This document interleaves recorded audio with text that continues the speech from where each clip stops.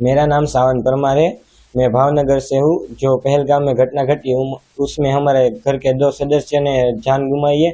उसके साथ पहलगाम में 26 लोगों ने भी जान गुमाई है। और ये हमें अभी पता चला कि पाकिस्तान के साथ और भारत की मैच है, तो पाकिस्तान के साथ कोई कोई भी जात का व्यवहार होना ही नहीं चाहिए। आज कल या भविष्य में कोई भी जात का व्यवहार होना ही नहीं चाहिए, क्योंकि वो आतंकी देश है।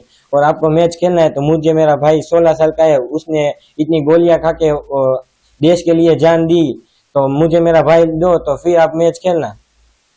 मैच खेली जा रही है तो आप क्या कहेंगे उसके लिए? ऑपरेशन सिंदूर ये सब हुआ था और अभी मैच खेली जाएगी, क्या है? ऑपरेशन सिंदूर नाम के जो मोदी जी ने जो मिशन चलाया था, उसमें पाकिस्तान पे हमला किया गया था और कहीं इंडिया के आर्मी मैन भी शहीद हुए। तो ये अब मैच खेलने जा रहे हैं, तो वो तो पाकिस्तान के साथ जो हमला किया था ऑपरेशन सिंदूर नाम का, वो तो व्यर्थ ही गया होगा। क्या कहेंगे आप पाकिस्तान के साथ क्या करना?